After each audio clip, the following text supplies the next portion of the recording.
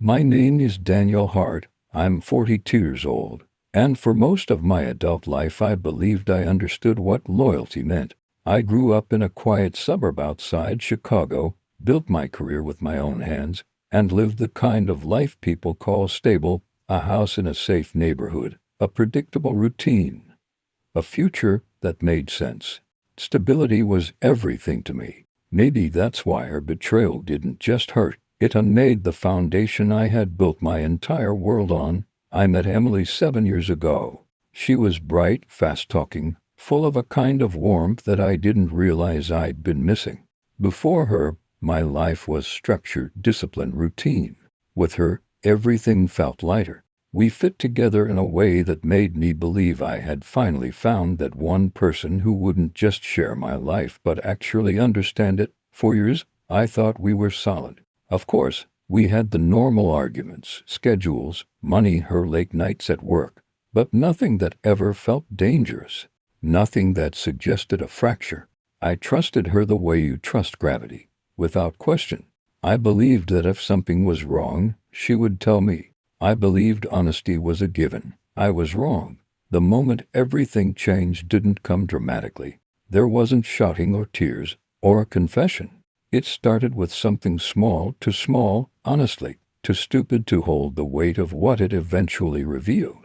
A change in her smile, a hesitation in her voice when she said my name, a new password on her phone, which she claimed was because of a work policy, and a look in her eyes, distant, distracted, as if she was living somewhere I wasn't invited. At first, I didn't want to see it. You don't want to imagine the person you love choosing someone else.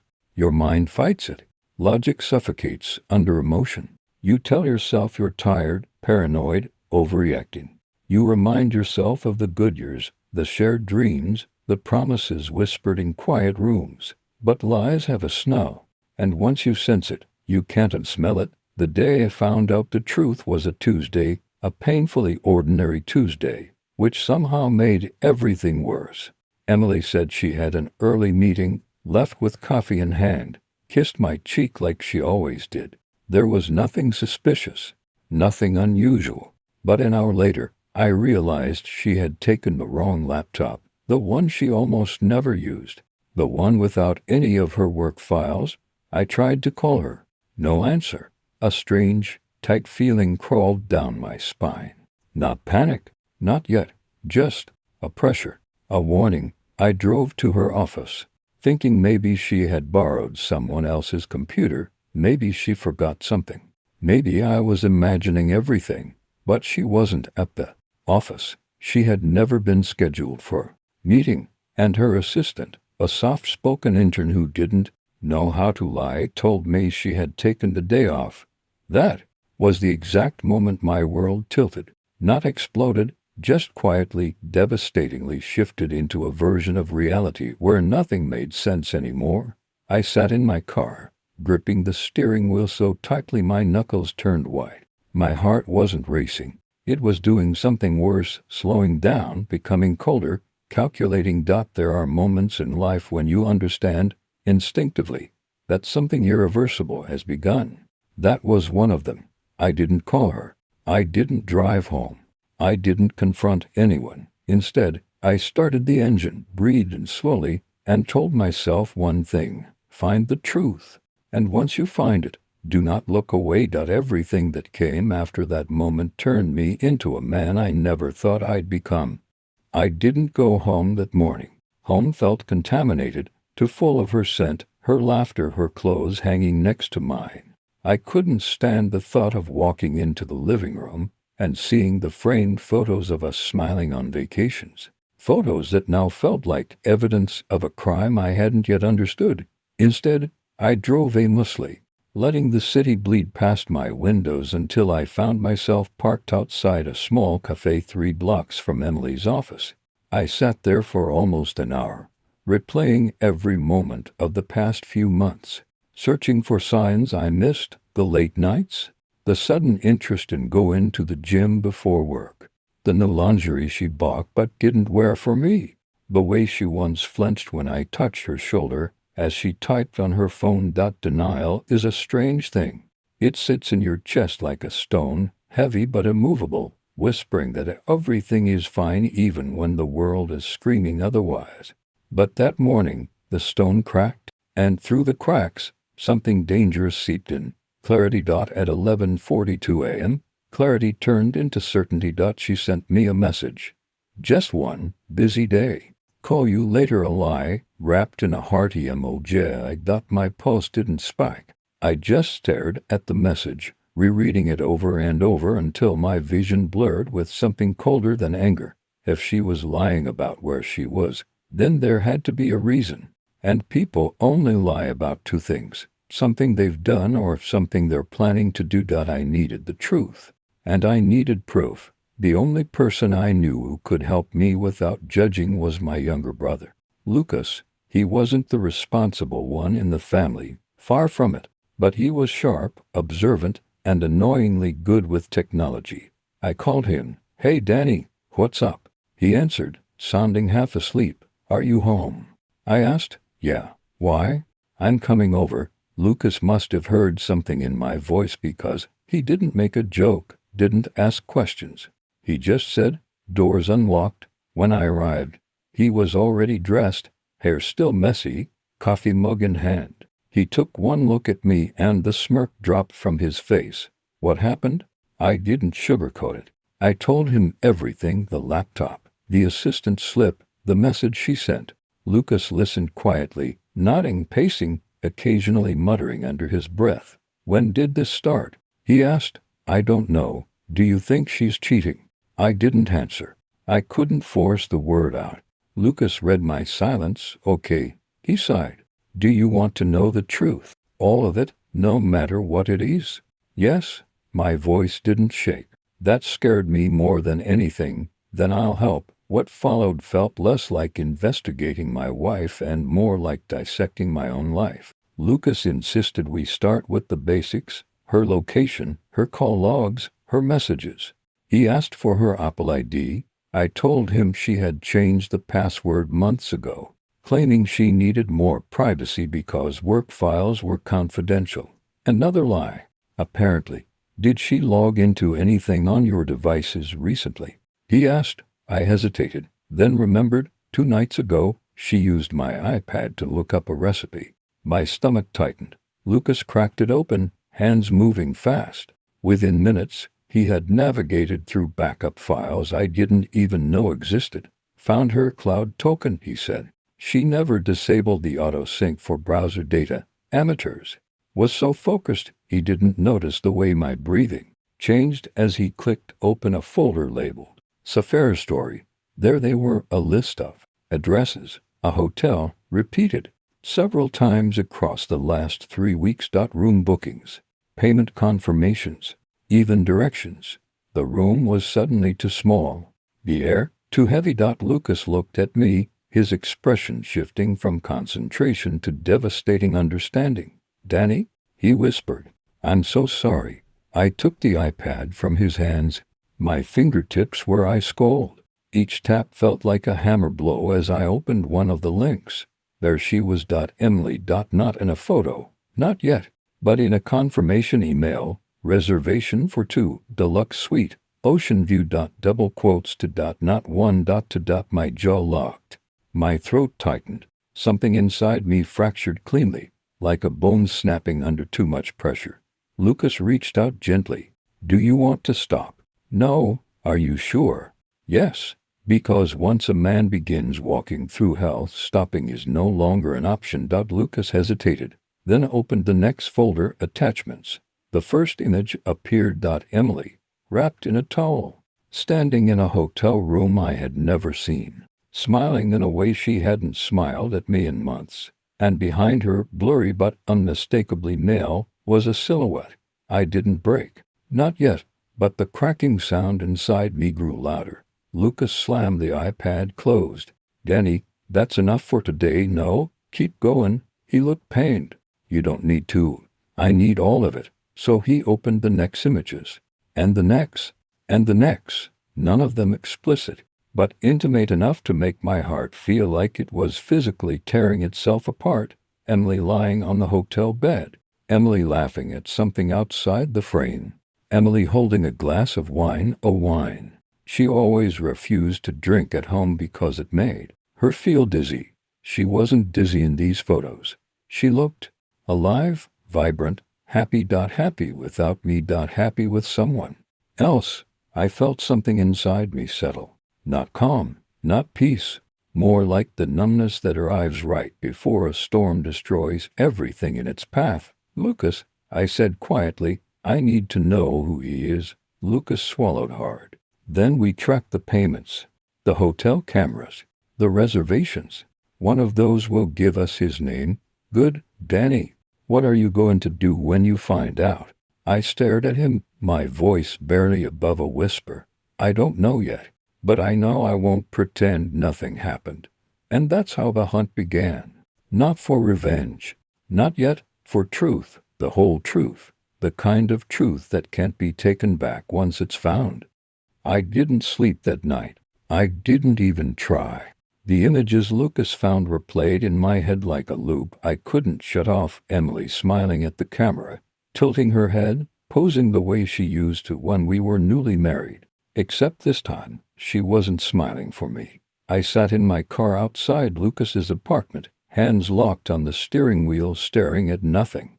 Every rational part of me was gone. All that remained was a cold, jagged focus. I needed his name. Everything else could wait. At 7:12 a.m., Lucas came out of his building holding a laptop, 2 coffees, and the kind of expression people wear at funerals. You didn't go home, he said. No, I answered. He handed me a coffee and got in the passenger seat. Let's finish this.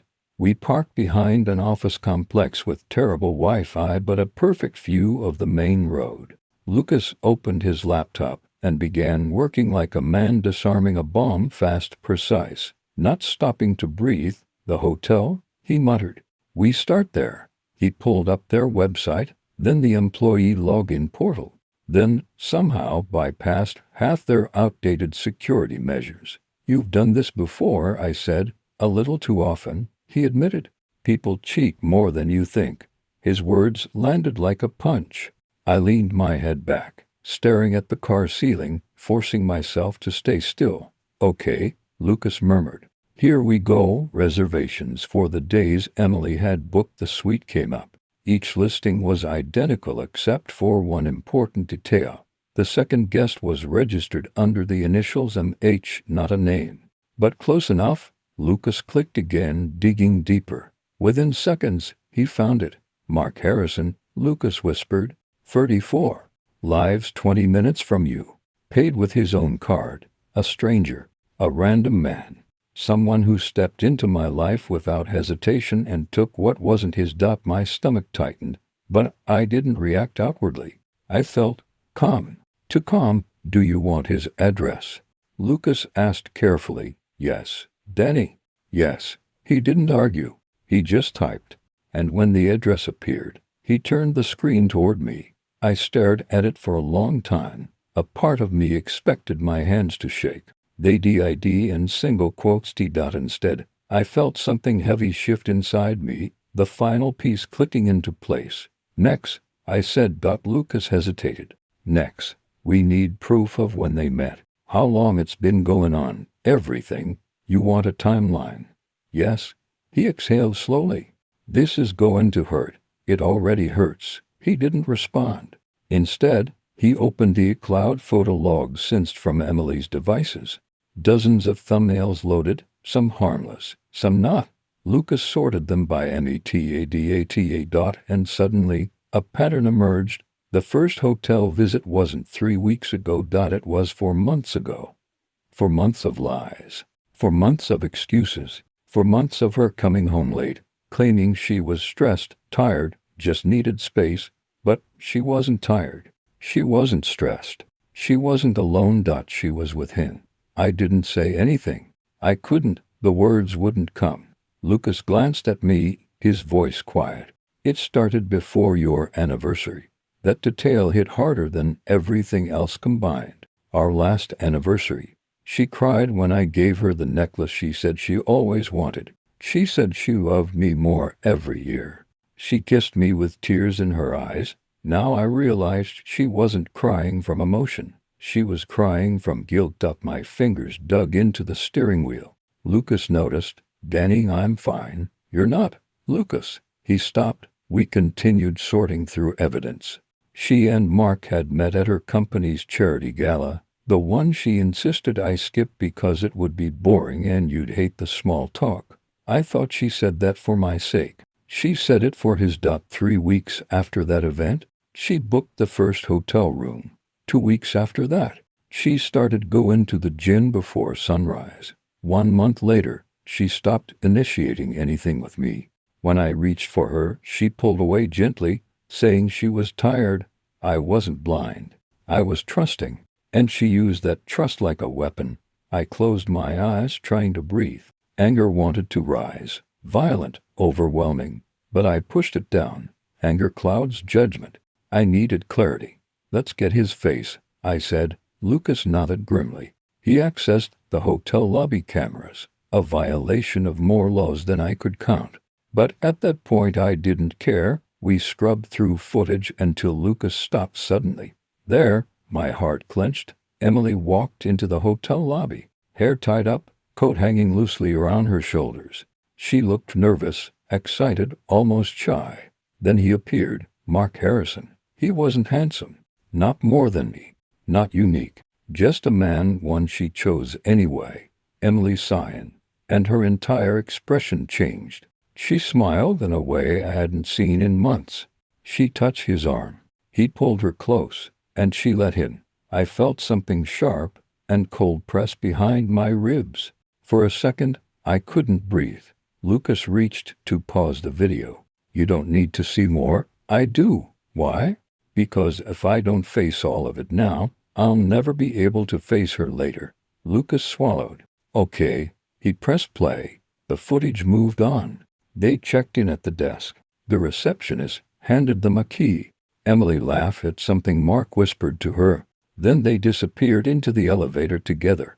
Lucas closed the laptop. "That's enough," he said softly. "You have everything. Proof, timeline, identity. Danny, this is more than most people ever find." I stared at the road in front of the car, vision unfocused. "What do I do now?" I muttered. Lucas didn't answer right away. He looked at me carefully, like he was afraid of what he might see. "That depends," he finally said.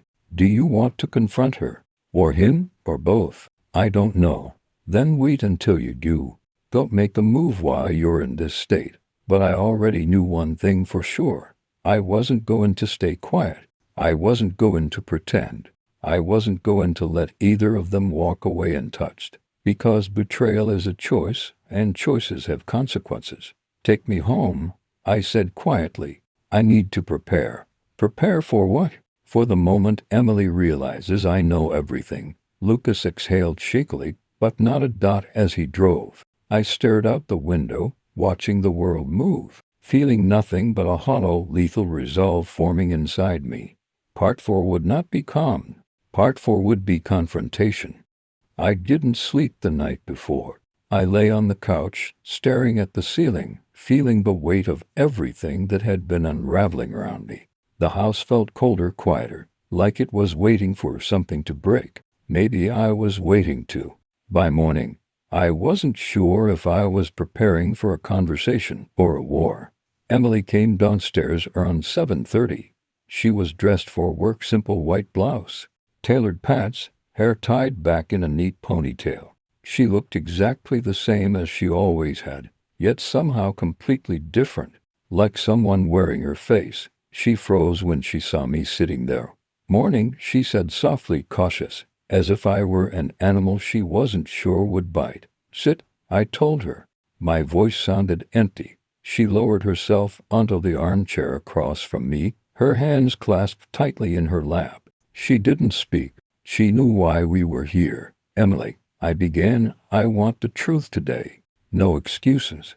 No rehearsed lines. Just truth." Her throat bobbed.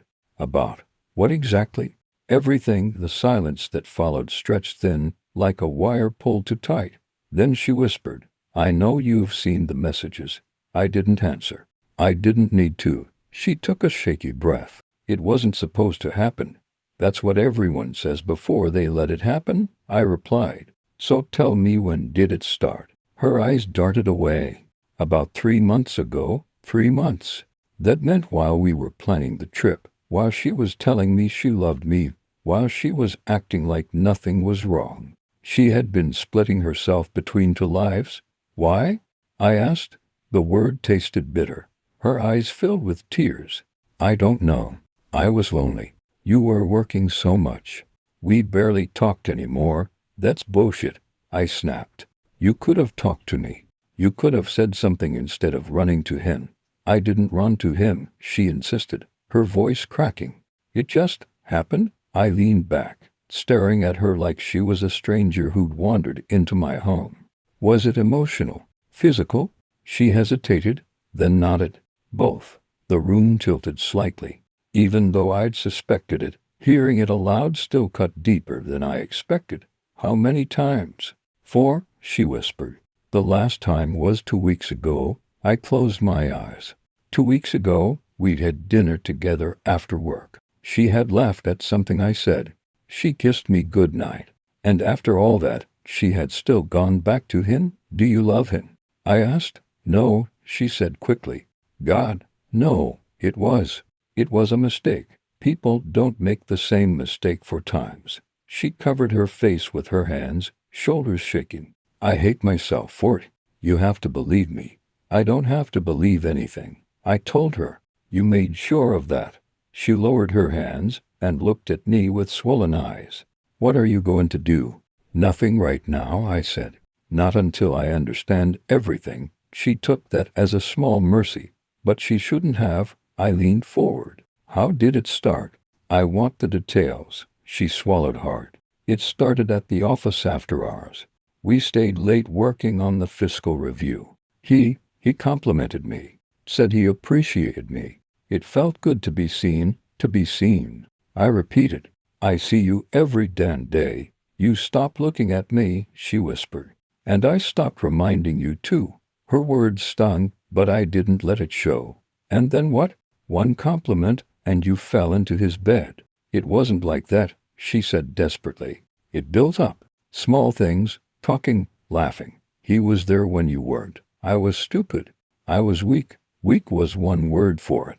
But I ended it, she continued. I told him I couldn't do it anymore. That's not what his messages looked like. Her face drained of color. You saw those too? I saw everything. She let out a trembling exhale, like she'd been punched. Then she whispered, I'm scared, Michael. You should be. She looked up at me abruptly, fear flickering in her eyes. What does that mean? Exactly what it sounds like. I stood up and walked past her, heading toward the kitchen to pour myself a glass of water. My hands were trembling slightly. I hated that she could still affect me this much. Emily followed me slowly. What are you planning? I don't know yet, I said, though I had 100 small ideas forming in the back of my mind, sharp, cold ideas that didn't look anything like forgiveness. You're scaring me, she whispered. Good, she blinked, stunned by the honesty. Michael, I'm begging you, don't do anything to ruin your life over this. If you want me gone, I'll go. If you want time apart, I'll give it to you. Just please don't do anything crazy. I'm not the crazy one here, I said. I'm the one who got blindsided. She stepped closer, reaching for my arm, but I pulled away before she touched me. That part of us is over, I said quietly. Her face broke. So, what now? Now, I said, I think. I walked past her, leaving her in the kitchen. She stood there frozen, unsure if she should follow me or run. While she was standing there falling apart, I went upstairs, closed the bedroom door behind me, sat on the edge of the bed, and opened my phone. I stared at the last message Mark had sent her, a single sentence that made everything inside me go cold. When can I see you again? I miss you. Emily had said it was over. But this didn't look over. Not yet. And something inside me shifted, something dark, steady, and quiet. I wasn't done. Not with her, and definitely not with him. The next morning felt different, not calmer, not brighter, just sharper. like every sound in the house had edges. Emily barely spoke as she got ready for work. I watched her from the doorway, noticing small things I'd been blind to before. The way she checked her phone before slipping it into her bag.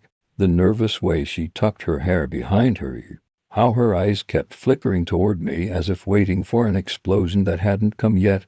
"Are you going to work today?" she asked quietly. "Yes." "Will we talk tonight?" "We'll see." She flinched slightly, then nodded and walked out. The sound of the front door closing echoed through the house long after she left, carving itself into my nerves. The moment she was gone, I grabbed my keys and headed out the back door. I didn't follow her to work, no. I wasn't interested in watching her move around her office pretending everything was fine. I was on my way to find him. Mark Harrison lived 20 minutes away in a polished condo complex, modern glass. Clean lines, the kind of place that looked expensive but soulless. I parked down the street and walked up to the building with a confidence I didn't recognize in myself until that moment. The receptionist smiled at me. "Good morning. How can I help you?" "I'm here for Mark Harrison," I said. "Apartment for C." She checked her monitor. "I'm sorry, sir. He's not expecting anyone." "That's all right," I said. "I'll wait." Something in my face must have told her not to argue. She nodded slowly and gestured toward the lounge area. I didn't sit. I stood near the glass railing, overlooking the lobby, hands in my pockets. Pulse steady. At 9:16 a.m., Mark walked in through the sliding doors. He looked exactly the way I expected: clean-cut, polished, confident, wearing a tailored navy suit, and carrying a leather bag slung over his shoulder. The kind of man people trust on sight. The kind of man who smiled easily. The kind of man my wife had chosen when she needed attention. He didn't notice me at first. Not until I stepped into his path. "Mark," I said calmly. He stopped short, his brows knitting in confusion. "Do I know you?" "You know my wife." His face drained before he could hide it. "Jesus. Yes." He glanced around, checking if anyone was watching. "Listen, man. This is not the place. This is exactly the place," I said. He met my eyes, then really met them. And something in his expression changed, a realization that I wasn't here for a polite discussion. "Look," he said slowly. "I'm sorry for what happened, truly. But it's over." "She told me." "Is that why you texted her that you missed her?" He froze. His posture stiffened, like a rope pulled taut. "You went through her phone," he said quietly. "She's my wife. I had the right to know who was inside my life." He shook his head. "It wasn't supposed to get this far. She said she wanted to fix things with you. I respected that." I stepped back. "You didn't step back," I replied. "You were waiting." He opened his mouth to argue, then closed it. "The truth hung between us." Finally he whispered, "What do you want from me?" I stepped closer. "I want you to understand what you took from me. What you helped break." He swallowed. "I never meant to hurt anyone. Intentions don't erase consequences." He looked away. "I get that you're angry. You have every right to be. But threatening me isn't going to fix your marriage." "I didn't threaten you." Looked back at me, really looked, and saw something that made his jaw clench. "Don't want trouble," he said under his breath. "I just want to move on." "That part," I said, "isn't up to you." Before he could respond, his phone buzzed in his pocket. He froze slowly. He pulled it out, glanced at the screen, and his expression twisted. It was her. "Emily. Calling him right now." Mark looked at me, panic flashing behind his eyes. "Answer it," I said. He hesitated. "Answer the phone." "Mark." With trembling fingers. He did. "Hello," he said, voice cracking slightly. I could hear her faintly through the receiver. "Mark, we need to talk. Something's wrong. Michael's acting strange. I think he knows." He closed his eyes, exhaling a curse under his breath. I took the phone out of his hand before he could react. "Emily," I said. There was a sharp inhale. "Michael." "What? How? Why do you have you said it was over?" I said quietly. "So why are you calling him?" I needed to make sure." "Make sure what?" "That your backup plan was still available." that he'd still pick up if I didn't. She didn't answer. "Come home," I said. "Right now, Michael, please, now." I hung up. Mark stared at me like he wasn't sure whether to run or collapse. "What happens now?" he whispered. "Now," I said, "you stay away from her forever. You don't look at her. You don't speak to her. You don't even think about her. Because if you do—" I stepped closer until I could see his pulse hammering in his neck. "I'll make sure this morning feels like a blessing compared to what comes next." I turned and walked toward the exit.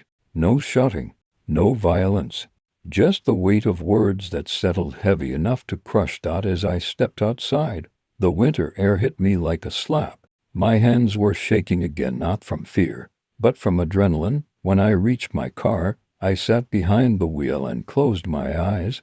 There was no satisfaction. Not yet. This wasn't over. Not until I faced her. Not until she finally told me the truth without hiding behind excuses, weaknesses, or other men. I started the engine and drove home, where Emily would be waiting with fear in her eyes and lies on her tongue.